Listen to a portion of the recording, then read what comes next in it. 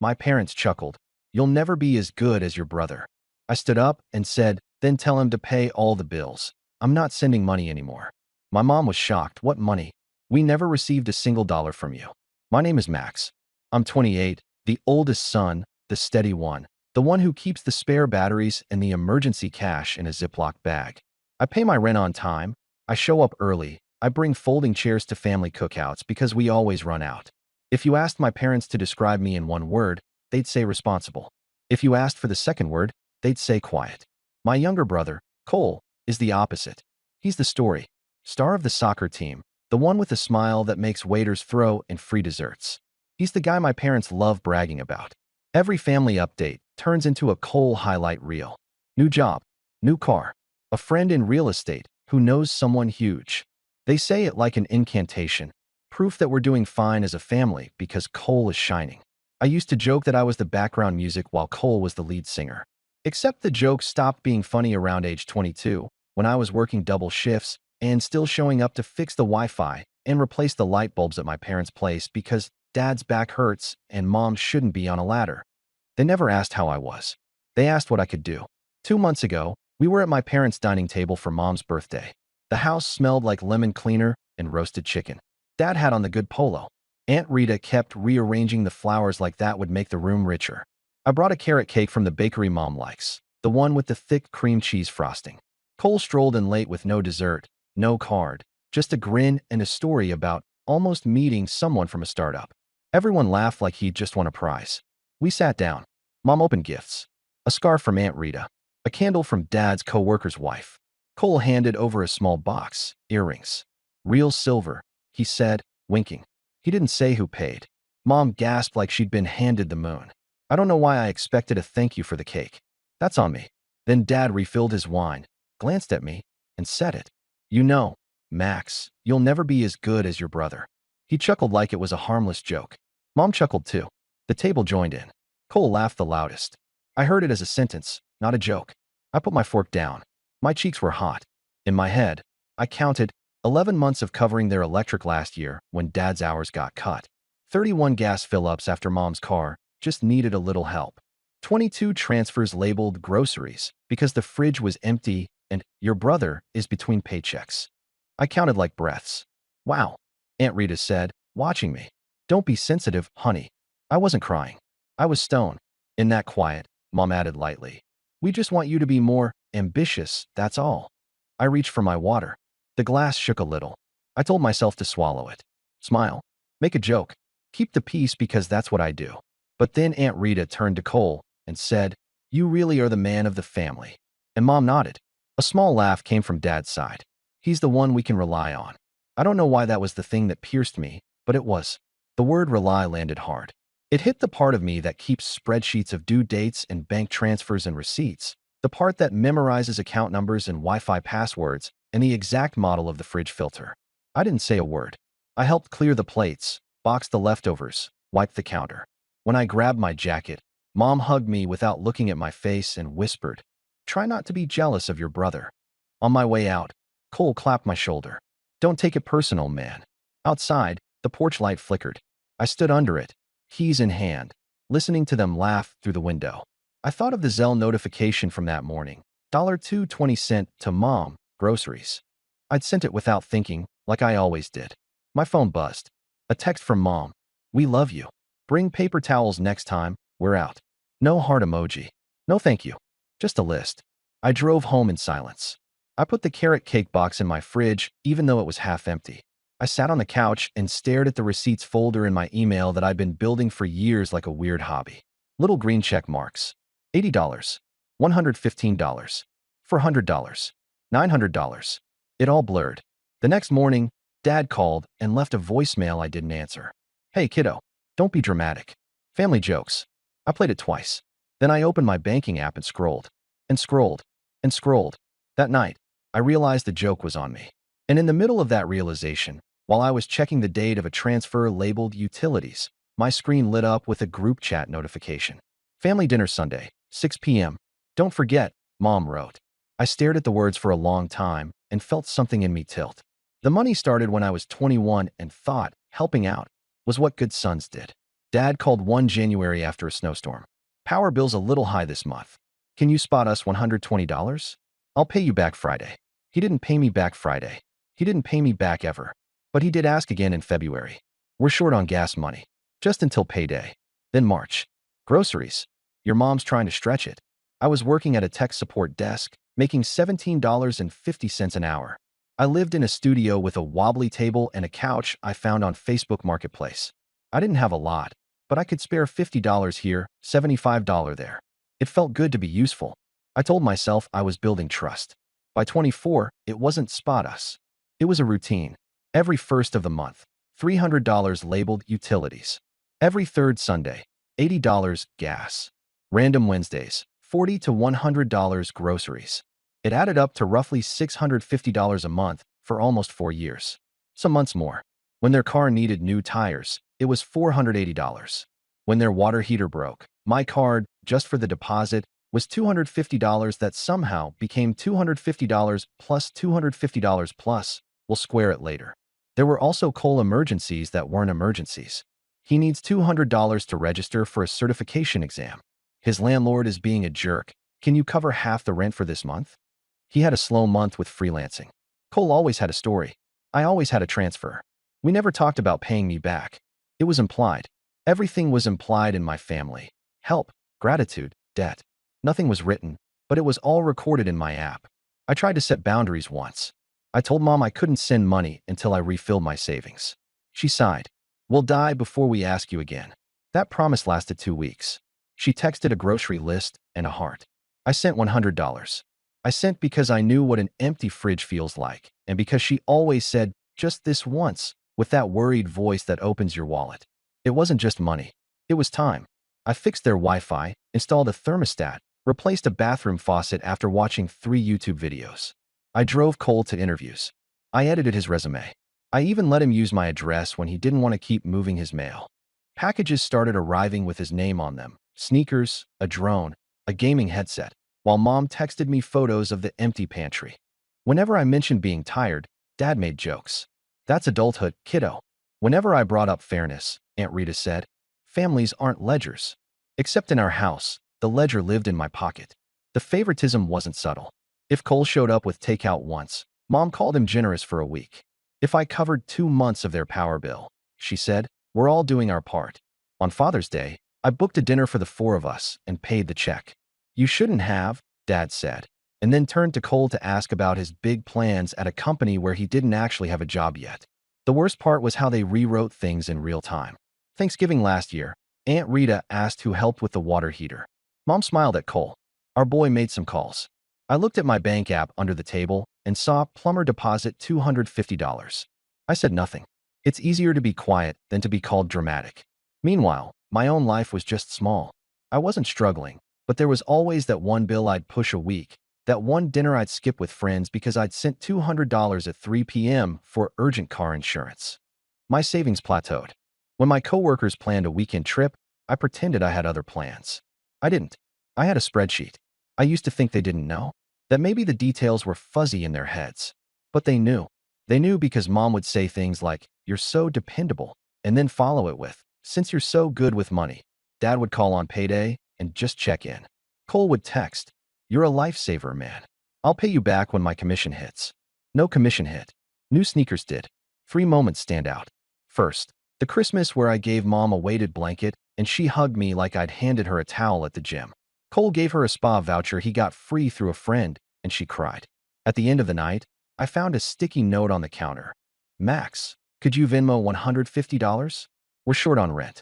Second, the time my car needed brakes. I had to choose between paying my mechanic or sending $220 to my parents for overdue electric, urgent. I paid theirs. 3 weeks later, Mom posted a photo from a restaurant on Facebook. Much needed date night. I zoomed in on the wine glasses until the pixels broke. Third, the night of the lemon cleaner, the you'll never be as good, laughter, the word rely like a brick in my chest. That night, after their group chat pinged me about paper towels, I scrolled back to the first transfer I ever sent. January 14th, 2019. $120. The note said, just until Friday. I added it all. I got it $28,940 before I stopped. I didn't count cash receipts, gas fill-ups, or the AC repair I put on my card for points I never used. $28,940 is a new car, or a down payment, or a cushion big enough to sleep on without waking up to panic at 3 a.m. I thought about printing the list. I thought about blowing up the screenshots. I didn't. I made tea. I sat with the quiet. I tried to name the thing I felt. It wasn't anger. It was depletion. A dry well sound. When Dad's voicemail came the next morning, family jokes, I realized this wasn't a joke. It was a system. They were the storytellers, and I was the supply line. And because systems keep running until someone pulls a plug, the next text came right on time. Cole, hey, you around? I'm $400 short on rent this month. I'd ask Mom and Dad, but they're tight. I'll hit you back when I can. You're the best. He added a flex emoji. I stared at the screen for a long time. I typed, let me think. I erased it. 2 days later, Mom texted, we need you Sunday. Dad looked at the bills, and it's not pretty. Bring your checkbook. A smiley face. Bring your checkbook. I screenshot it. I didn't reply. I took a day off work and opened a blank doc. At the top I wrote, transfers. I listed dates and amounts for 2 hours. I printed it. 9 pages. I put them in a cheap binder from the dollar store. I didn't know if I was going to use it, but I knew I was done pretending this was air. Sunday came with that heavy, pre-thunder heat. I parked 2 houses down and carried a grocery bag because showing up empty-handed is how you lose the argument before it starts. Inside, paper towels. I rang the bell. Dad opened the door like a principal. Mom was at the table with a calculator and a stack of envelopes. Cole leaned on the counter, scrolling his phone. Finally, Mom said brightly, we were just talking about our plan. Great, I said, and set the bag down. Dad tapped the calculator. We've been doing the numbers. With interest rates and inflation, we need a family approach. We're thinking everyone contributes monthly until things stabilize. Everyone, Cole echoed, not looking up. I pulled out the binder and put it on the table. Before we talk about a plan, can we talk about the last 4 years? Mom blinked. What's that? Receipts, I said. Money I've sent for utilities, groceries, car repairs, rent. All of it. I might have missed a few. Dad's mouth tightened. Max, this is not the time to play accountant. It's exactly the time. Mom reached for the binder, flipped a few pages, and frowned. What money? We never received a single dollar from you. The room went quiet. Not the quiet of thinking. The quiet of gaslighting dropping like a fog. I didn't raise my voice. I slid my phone across the table. Opened my bank app. The transfers are there. Notes. Dates. If you want, I can print statements. Dad pushed the phone back like it burned. This is disrespectful. What's disrespectful is rewriting my life while asking for my checkbook, I said. I've covered bills since 2019. I could list them one by one, but you can read. Cole finally looked up. Dude, why are you making this weird? It's family. Exactly, I said. Family doesn't deny reality when they're caught. Family says thank you. Mom's eyes flashed. After all we've done for you, the greatest hits album, you're going to throw money in our faces? I'm not throwing it. I'm acknowledging it. I took a breath. My hands were steady. You've depended on me for years. You've called me dependable and then laughed about me being quiet while assigning me the bill. Today, I'm not quiet. Dad leaned forward. So what do you want? A parade? A medal? I want boundaries, I said. No more monthly transfers.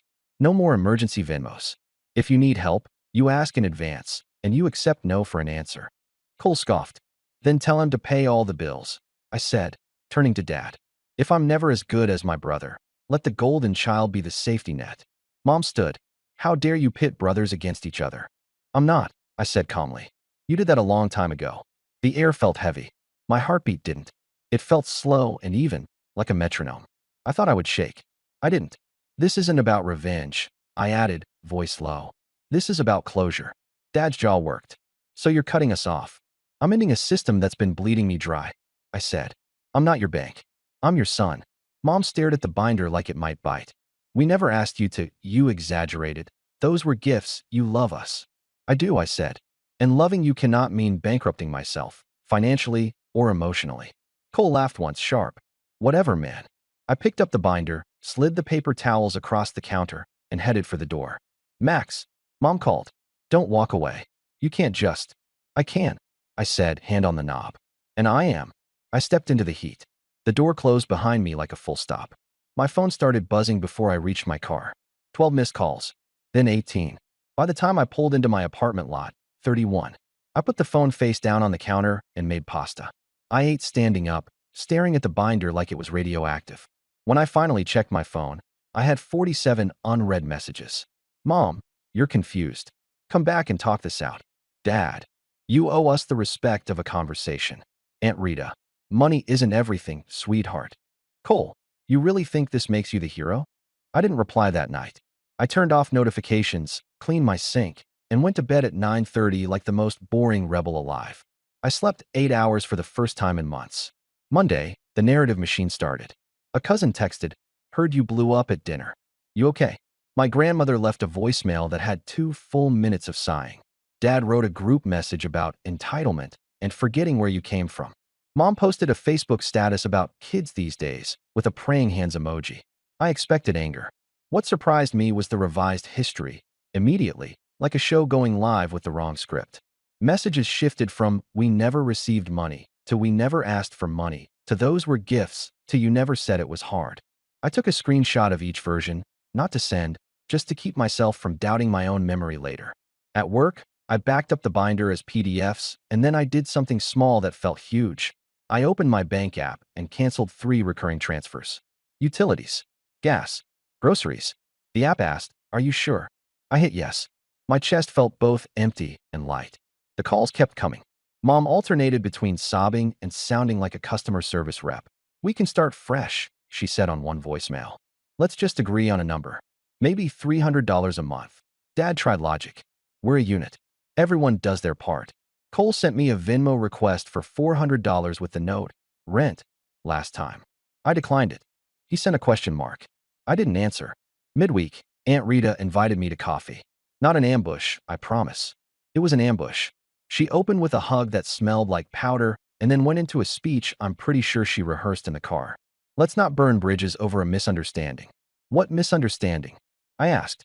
She smiled the way people smile when they think you're 5. "You embarrassed your parents. They feel attacked." "They felt attacked by math," I said. She sighed. "You know your mother. She worries. She says you didn't tell her you were keeping track. So gratitude only counts if I don't keep a receipt?" I asked. "Got it." She blinked. "You're being unkind." "I'm being accurate." I paid for my own coffee and left before she could turn accuracy into cruelty. By Friday, the tone changed. The group chat pinged with "family meeting Sunday." I typed, "I won't be there," and sent it before the fear could edit me. Mom replied instantly, "You think you're better than us now?" Dad added, "Don't forget who raised you." Cole texted, "You've always been jealous, bro, sad." I muted the chat. I made a grocery list with exactly what I wanted: berries, pasta, salmon, a kind of yogurt I usually skip because it's not necessary. I bought it. I ate it with a spoon the size of my boundaries. Little practical changes followed. I set up a savings transfer with the same dates and amounts as what I used to send them. Watching $300 slide into my own account on the first of the month was like unlocking a window. I booked a dentist appointment I'd been putting off. I called a therapist and said, "I need help untangling guilt from responsibility." She said, "That's a job I do a lot." At night, the temptation to explain buzzed in me like a mosquito. To send a long, calm message with screenshots and numbered lists and I statements. I didn't. Explaining to people committed to not hearing you is performance art. I didn't have the energy. Still, it hurt. The ache surprised me. I missed the version of our family I kept trying to build with my money and my silence.